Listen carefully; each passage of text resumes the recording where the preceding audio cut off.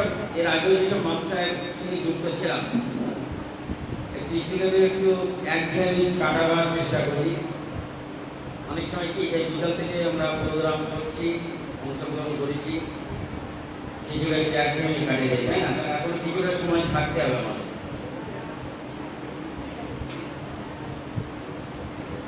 একটা কবিতা আমরা আবৃত্তি করব, যেটা এটা শিক্ষামূলক এবং আমাদের শিক্ষা প্রতিষ্ঠানের শিক্ষার সঙ্গে যুক্ত। গজল হয়েছে, কিরাত হয়েছে, বক্তব্য হবে, দোয়া,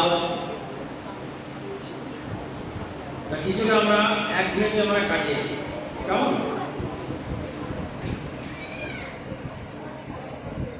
যেমন একটা এই আজকে আমাদের যে মানুষ বানান খালিদুল প্রোগ্রাম, তাই তো? খালিদুল প্রোগ্রাম মাদ্রাসার আমরা স্টুডেন্ট, এই মাদ্রাসার প্রোগ্রাম এইরকম একটা প্রোগ্রাম হচ্ছে একটা জায়গায়, ঠিক একদম সেম প্রোগ্রাম, সর্বজনীন প্রোগ্রাম, সেখানে সবাই বুঝে। যেখানে যেরকম তোমার স্টুডেন্ট তোমরা প্রেজেন্ট হয়েছ, অন্য কোনো বাইরের কোনো স্টুডেন্ট বাইরের কোনো এখানে কেউ পার্টিসিপেট করতে পারেনি, কিন্তু সেইটা সার্বজনীন গ্রামে একটা ক্লাবে একটা প্রতিযোগিতা হচ্ছে। প্রতিযোগিতা ছিল কবর কবিতা আবৃত্তি করতে। সেখানে সবাই নাম লিখে, মানে সবারই সুযোগ ছিল নাম লেখাবার, সবাই অংশগ্রহণ করেছে।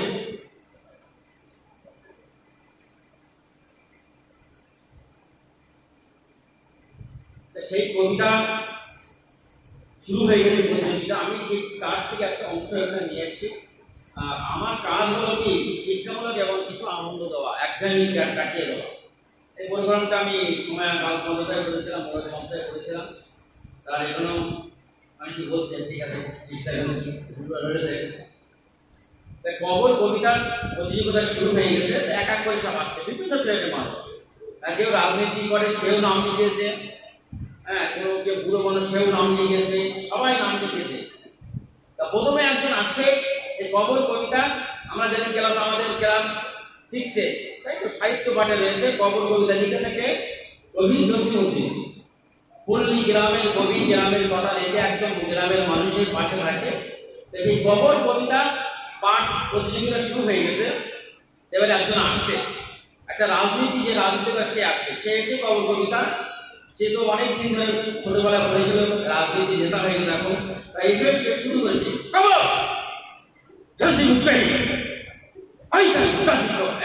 রাজনীতি বক্তব্য যেরকম করে এইভাবে বললো। তো বলে ব্যাস, তার একদম বলার সঙ্গে সামনে যারা পড়ছিল পড়ে গেল, সে চলে গেল।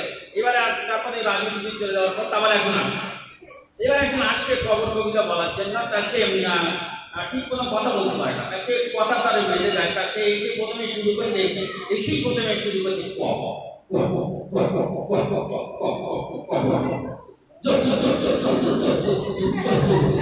সবাই এসে বললো, একটু তোলা গায়ে বসে চলে গেল।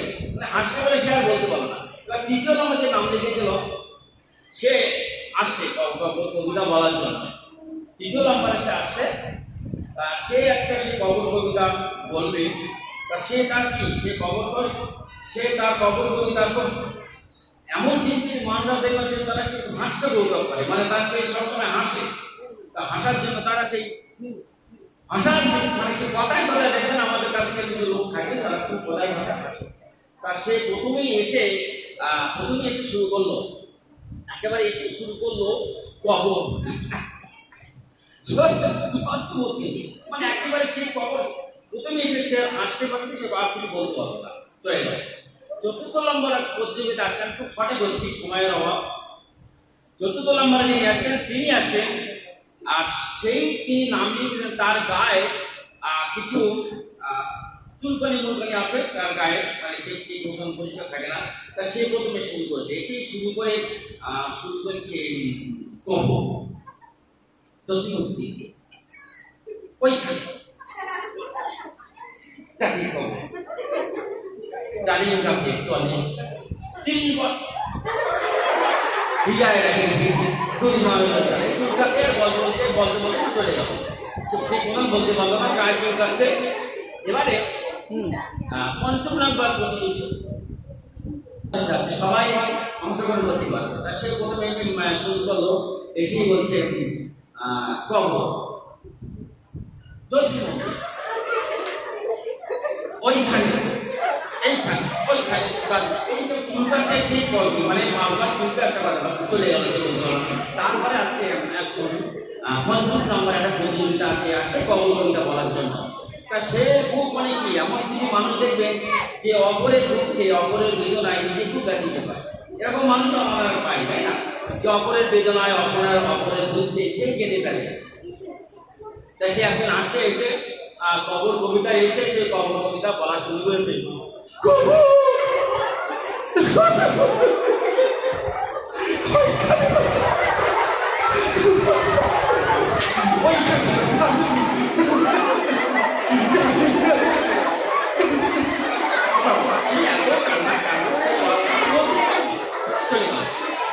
এবারে আরেকজন আসে আপনারা দেখতে আসে না হিজড়া টাইপের এসে ও হিজড়া টাইপের এসে আসার পরে ও শুরু করে একটা কবিতা শুরু করেছে। হিজড়া আসে আমাদের গ্রামে, আমরা জানতাম না যে বাচ্চা কাছে বিয়ে করে হিজড়া একটা দল আছে, আমরা তাদের চিনি। তা ও এসে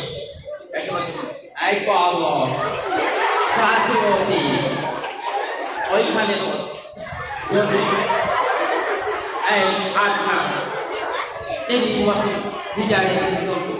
চলে গেল।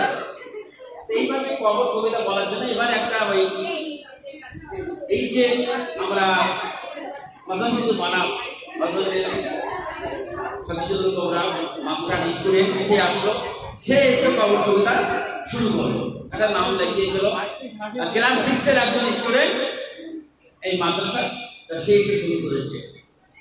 সেই প্রতিষ্ঠানে শিক্ষা প্রতিষ্ঠানে পড়ার একটা স্টুডেন্ট, সেই কবিতা কেউ নাম লিখেছিল, সে এসে বলছে কবর জসিম মন্দির ওইখানে তোর দাদির কবর কালিনী গাছের তলে 30 বছর ভিজা রেখেছি দুই নয়নের জলে। এতটুকু তারে ছিল ঘরে সোনার মতন মুখ, পুতুলের বিয়ে ভেঙে গেল বলে যেতে ভাষাই। এখানে ওখানে ঘুরিয়া ফিরিতে ভেবে হইতাম সারা সারা বাড়ি করে এত সোনা মোর ছড়াইয়া দিল ভাড়া।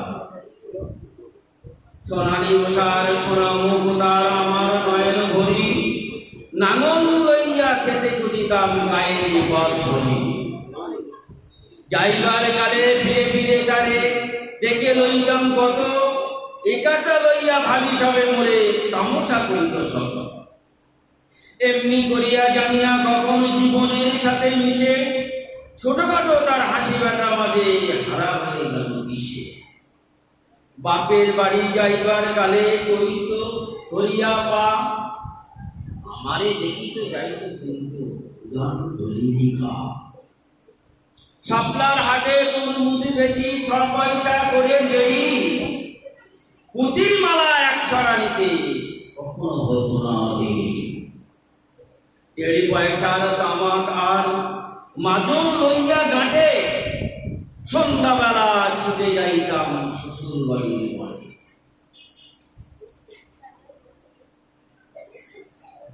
হেসোনা হেসোনা দাদু, সেই তামাক মাজন পেয়ে দাদি যে তোর কত খুশি কত দেখতে শিখেছে। নদ নেড়ে নেড়ে করিত হাসিয়া, এতদিন পরে এলে পথ বানিয়েছে আমি যে আঁকি ছড়ে। আমারে ছাড়িয়া এত দেখা যার কেমনে ভুলিয়া হয়, কবর দেশেতে ঘুমিয়ে রয়েছে নিচ্ছু নিরায়। হাত জোর করে দোয়া মাং দাদু, এই খোদা দয়াময়, আমার দাদুর দাদির ঘরেতে যেন ব্যস্ত